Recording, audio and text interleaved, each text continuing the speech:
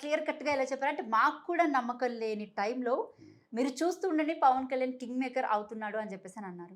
So ఎలా? ఇది ఏంటంటే యాక్చువల్లీ నవంబర్ లాస్ట్ మన అక్టోబర్, నవంబర్, సెప్టెంబర్ ఆ టైంలో నేను ఎప్పుడైతే జైల్లో చంద్రబాబు నాయుడు గారు ఉన్నారో, ఆ స్టెప్పు, ఆ గడియలు మనం తీసుకుంటున్నప్పుడు అప్పుడే మనం చెప్పాం చంద్రబాబు నాయుడు గారు మనకు అక్టోబర్ 29 కల్లా రిలీజ్ అయిపోతారు. నవంబర్ నుండి టేక్ ఆఫ్ అవుతుంది. ఆయన ఒక ప్రపంచనంగా వెళ్తుంది చంద్రబాబు నాయుడు గారు ప్లస్ పవన్ కళ్యాణ్ యొక్క కాంబినేషన్ అని చెప్పి మన ఛానల్లో చాలా స్పష్టంగా చెప్పామండి.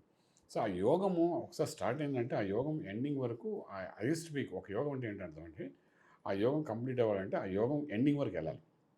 ఫర్ ఎగ్జాంపుల్ మీరు ఇక్కడ నుండి వైజాగ్ వెళ్ళాలనుకుంటే ట్రైన్ ఎక్కితే వైజాగ్ వరకు వెళ్తారు, మధ్యలో ఆగరు కదా.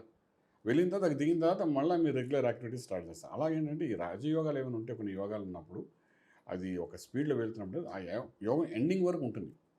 ఎండింగ్ అంటే ఎక్కడైతే జైలు నుండి బయటకు వచ్చారో ఎక్కడికి వెళ్ళాలి ఆయన? ముఖ్యమంత్రిగా వెళ్ళాలి. అంటే రివల్యూషన్ అంతవరకు వెళ్ళాలి ఇంకా ప్రజల్లోకి వెళ్ళి సాధన చేస్తూ. సో ఆల్రెడీ ప్రభంజనాన్ని సృష్టిస్తారు మనం ఆ రోజు ఆ టీవీలో వీడియోలో మేము చెప్పుకున్నాం.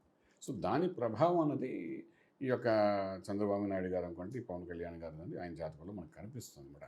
పవన్ గారి యొక్క జాతకంలో అయితే ఆల్మోస్ట్ నాన్ స్టాప్ నేను నవంబర్ 15 నుండి టేక్ ఆఫ్ ఇంకా బాగా వెళ్తుంది. ఇలా వరుసగా చెప్పుకుంటున్నాను. లాస్ట్ 6 monthsలో ఎన్నో వీడియోస్ మనం చేసాం. ఈవెన్ మా యూట్యూబ్లో కూడా చాలా వీడియోస్ మనం పెట్టాం వీటిని వైరల్ చేయడానికి. బట్ ఎవరికీ ఆ నమ్మకం కలగట్లే.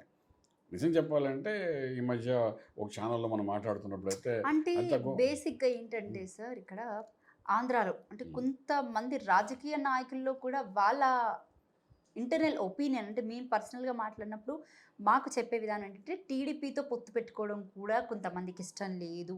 సో అందుకే పవన్ కళ్యాణ్ పెద్దగా ఎవరు ఎంకరేజ్ చేయట్లేదు. ఎప్పుడు ఎలా ఉంటున్నాడో తెలియట్లేదు అన్నట్టుగా అయితే లోపల లోపల మాటలైతే జరిగిన మాట వాస్తవం. అందుకని చెప్పేసని ఎవరు ఇది నమ్మలేదు. గేమ్ చేంజ్ అనేది మే 1 నుండి స్టార్ట్ అయిందండి. హ్మ్. ప్రాక్టికల్గా చెప్పాలంటే మే హ్మ్. 1లో ఎప్పుడైతే బృహస్పతి చేంజ్ చేయడం, హ్మ్. అంటే గురుడు అనే గ్రహము హ్మ్. మేషం నుండి వృషభంలోకి వెళ్ళేయడం, హ్మ్. లాట్ ఆఫ్ చేంజెస్ హ్మ్. మొత్తం ప్రపంచవ్యాప్తంగా లాట్ ఆఫ్ చేంజెస్. హ్మ్. ఒకది పెద్ద గ్రహం అంటే సంవత్సరానికి ఒకసారి మారుతుంటుంది. హ్మ్. శని 2.5 సంవత్సరాలు మారినట్టుగా గురుడు మారాడు. హ్మ్. ఈ మారడం అంటే డైరెక్ట్గా 9వ భావంతో మకర రాశిని చూడడం మొదలెట్టాడు. మకర రాశి మన పవన్ కళ్యాణ్ గారిది. హ్మ్. వృషభంలోకి వచ్చాడు. వృషభం అంటే ఆల్మోస్ట్ చంద్రబాబు నాయుడు కొంచెం ఫేవరబుల్ ప్లేస్ అది హ్మ్. వృషభంలోని. సో ఎప్పుడైతే ఈ రెండు చోట్ల గురు అనుగ్రహం కలిగిందో హ్మ్. ఆటోమేటిక్గా ఏంటంటే ఒక్కసారి గేమ్ చేంజ్ అన్నట్టుగా జరిగింది. సో హ్మ్. ఇలా మారినప్పుడు చేంజెస్ వస్తాయి, ప్రజాదరణ పొందుతుంది. మే 1 తర్వాత అసలు మేము ముందు కానీ ఎలక్షన్స్ కానీ పెట్టి ఉంటే the matter would have been something else. Hmm. ఈ మారిన జనం కూడా ఎక్కడ నుండి మే 1 నుండి జనాల్లో ఆలోచన విధానం అంతా మారిపోయింది. హ్మ్. ఆయన ఫేవరబుల్గా మనకు కనిపించిందన్నమాట. సో 1 నుండి 13వ తారీఖు మనకి ఎలక్షన్స్ మొదలయ్యి సో ఆ 13 రోజులనే గేమ్ మొత్తం అంతా చేంజ్ అయిపోయి కదా స్పష్టంగా మనకు కనిపిస్తుంది. కానీ ఎక్స్‌పెక్ట్ చేయలేని విధంగా 21 ఔట్ ఆఫ్ 21 వచ్చింది. అసలు నమ్మశక్యంగా లేదు. ఇచ్చిన ప్రతి చోట గెలుచుకున్నారసలు. ఇచ్చిన అన్ని చోట్ల గెలిచారు. ఇది వరల్డ్ రికార్డ్ లాగా ఓ రికార్డ్ కింద చూసుకోవచ్చు. హ్మ్. మనకు నందమూరి తారక రామారావు గారు కూడా 83 ఏదో పార్టీ స్థాపించారు. ఆ సమయంలో కూడాను మెజారిటీ గెలిచారు. బట్ నాట్ 21 లాగా 100% మనకు అక్కడ కనిపించలేదు. బట్ అది ఒక పెద్ద ప్రభంజనం కింద కనబడింది. కాంగ్రెస్‌తో ఢీ కొట్టాలంటే చాలా కష్టం ఉండేది. హ్మ్. బట్ తెలుగుదేశం పార్టీ అధిగమించినప్పుడు ఇవన్నీ జరిగాయి. హ్మ్. మళ్ళా ఇది 10 ఏళ్ల తర్వాత 2014లో ఈ మనకు జనసేన పార్టీ ఆరంభమైంది. అయిన 10 ఏళ్ళకి 11th ఇయర్‌లో ఇది జరిగింది. వెరీ గుడ్ సైన్ అండి. ఇది ఇంకా మరి వెనక్కి చూసుకోవడానికి ఇంకేం లేదు ఇక్కడ. హ్మ్. కంటిన్యూటీ విల్ బి అంటే రాబోయే రోజుల్లో పార్టీ పరిస్థితి అసలు ఎలా ఉండబోతుంది? అంటే ఇప్పుడు ప్రెజెంట్ ఏంటంటే కొన్ని సీట్లకే పరిమితమైన జనసేన పార్టీ. మరి వచ్చే అంటే రాబోయే 5 ఏళ్ల తర్వాత వచ్చే ఎన్నికలు ఏవైతే ఉంటాయో అప్పటి జనసేన పార్టీ పరిస్థితి ఎలా ఉండబోతుంది? అసలు ఏంటి అంటే ఇలాగే కూటమితోనే ఎళ్తారా? లేకపోతే సొంతంగా వెళ్ళే అవకాశాలు ఏమైనా కనిపిస్తున్నాయా? బేసిక్‌గా ఏంటంటే ఇంకో 5 ఇయర్స్‌లోనండి మనం అస్ట్రాలజికల్‌గా మనం చూసుకున్నప్పుడు ఈయన బలం డే బై డే పెరుగుతుంది. ఎందుకంటే శని మహర్దశలోకి ఎంటర్ అయ్యాను. శని ప్రజాదరణ ఇస్తుంది. శని ఉచ్చస్థితిలో ఉన్నాడు. సేమ్ లైక్ మన చిరంజీవి గారిలాగా మెగాస్టార్ చిరంజీవి గారిలాగా ఏంటంటే 'ఖైదీ' సినిమా నుండి ఎలాగో ఒకసారి టేక్ ఆఫ్ అయ్యారో హీరోగా అంతమంది విలన్‌గా ఉండి అలాగే ఈయన జాతకంలో కూడా మొన్న మే 5th నుండి శని మహర్దశ మొదలైంది. 19 ఇయర్స్ పూర్తిగా దశ. సో ఈ 19 ఇయర్స్ ఈయన రాజ్యాన్ని ఎవడు ఆపలేడు. సో ఈయన ప్రపంచాన్ని ఎవరు ఆపలేదు. So as on today Chandrababu Naidu గారు సీనియరు తెలుగుదేశం ఇవన్నీ ఓకే.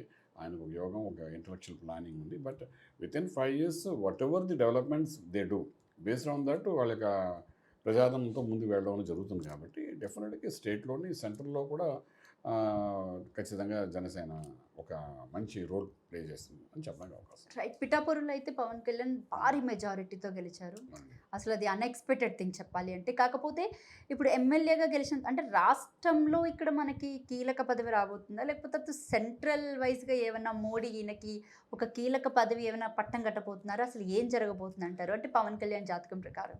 ఇప్పుడు ఆయన జాతకంలో మన వృశ్చిక లగ్నం కనబడుతుందండి. వృశ్చిక లగ్నం, లగ్నంలో గురుడు, తర్వాత గురుమంగళి యోగం కూడా కనిపిస్తుంది. ఇవన్నీ యోగాలు అనుకున్నాయి. ఆ వృశ్చిక లగ్నం ఎప్పుడు ఎలా ఉంటుంది, వెరీ స్ట్రాంగ్ పోర్ట్ఫోలియో తీసుకోవడం ప్రయత్నం చేస్తుంది. వృశ్చిక లగ్నం కాబట్టి ఓడిపోయిన 2019లోని ప్రజల నుండి దూరం అవ్వకుండా ప్రజల్లోకి రాగలిగాడు మొండిగా. మరి వచ్చి నేను చేస్తాను, సాధిస్తాను. ఇప్పుడు ఆయన మూవీస్ కూడా చూడండి, 9 ఇయర్స్ 8 ఇయర్స్ కూడా హిట్ అవుతుంది. ఆ 10 ఏళ్ళు అదే సినిమా గురించి మనం తలుచుకుంటుంటాం. అంటే ఏంటి, ఒక్క సినిమా హిట్ అయినా సరే అది మంచి పవర్ఫుల్గా హిట్ అవుతుంది. మళ్ళీ దానికి దరిదాపుల్లో ఇంకెవరు నిలబడలేరు, అంత పవర్ఫుల్గా ఉంటారు. అంటే అందరూ 2-3 సినిమా హిట్ అయినా సరే ఈ పవర్ స్టార్ లాగా ఎవరు కనబడరు. ఎందుకంటే ఈ లగ్నం అంత పవర్ఫుల్గా ఉంది. సేమ్ లగ్నం అక్కడ మోడీ గారు కూడా అండి, ఇక్కడ సెంట్రల్లోని. సో ఈ లగ్నం ఉన్న వ్యక్తులు అంటే ఎలా ఉంటారంటే స్టబ్బన్గా ఉంటారు, స్ట్రాంగ్గా ఉంటారు, విల్ పవర్ ఉంటారు. ఏదైనా డిసైడ్ చేసుకుంటే దాని మీద కాన్సన్ట్రేట్ చేసి ముందుకు వెళ్ళిపోతున్నారు. ఇప్పుడు ఆయన చెప్పిన 2-3 పాయింట్స్ ఒకటి, ఎందుకంటే స్త్రీలకు రక్షణ కావాలంటారు ఆయన. సో రక్షణ కావాలంటే డెఫినెట్గా లా అండ్ ఆర్డర్ కంట్రోల్లో ఉండాలి ఆంధ్ర రాష్ట్రంలోని. అట్లీస్ట్ ఆంధ్ర రాష్ట్రం ఉండాలని ప్రయత్నం చేస్తారు. అలాగే ఆయన ఇంకొక పాయింట్ ఏం చెప్పారంటే ఎడ్యుకేషన్, మూడో పాయింట్ ఏం చెప్పారు వైద్యం, నాలుగోది రోడ్స్ అండ్ డెవలప్మెంట్స్. ఈ 4 అన్నారు. ఫస్ట్ రోడ్స్ అండ్ డెవలప్మెంట్ అని. డెవలప్మెంట్ అని ఎక్కడికి ఆమ్ ఆద్మీకి కనబడుతుందంటే, అంటే అతి సామాన్య వ్యక్తి ఎక్కడ కనబడుతుందంటే, వాడి ఇంటికి మన దగ్గర రోడ్డు ఉంది, వాడి ఇంటికి ముందు నీళ్ళు వస్తున్నాయి, వాడికి కరెంట్ ఉన్నదంటే చాలా వాడు హ్యాపీ.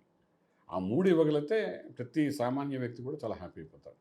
సో డెఫినెట్గా ఈ రోడ్స్ అండ్ డెవలప్మెంట్ ఒకటి, ఇవన్నీ చేస్తారు. తర్వాత పోర్ట్ఫోలియో దగ్గరికి వచ్చినప్పుడు ఈ కుజుడు యొక్క లగ్నం కాబట్టి, కుజుడు అనేవాడు కొంతవరకు లా అండ్ ఆర్డర్ గురించి ఆలోచిస్తాడు. తర్వాత హెల్త్ మినిస్టర్గా కూడా వెళ్ళే అవకాశం ఉంటుంది. రెండో పని 3 ఎడ్యుకేషన్ లైన్లో కూడా టేక్ ఆఫ్ చేయడానికి ఉంటుంది. ఈ మూడిట్లో ఏదో ఒక పోర్ట్ఫోలియో మనకు ఆంధ్ర రాష్ట్రం తీసుకునే అవకాశం ఉంటుంది. సెంట్రల్ అనేది ఒక ఆప్షన్ అండి ఆయనకి. ఎందుకంటే మొదటి నుండి ఏంటంటే ఆప్షన్ ఆయనకి ఈ రోజు కాదు, 2 months బిఫోర్ నుండి ఆప్షన్స్ ఉన్నాయి. బట్ ఈ జాతక బలం చాలా అద్భుతంగా ఉంది కాబట్టి ఆఫర్ అయితే వస్తుందండి, రాదని కాదు. బట్ స్టేట్ లెవెల్లోనే ఆయన తీసుకునే అవకాశం చెప్పగలుగుతాను.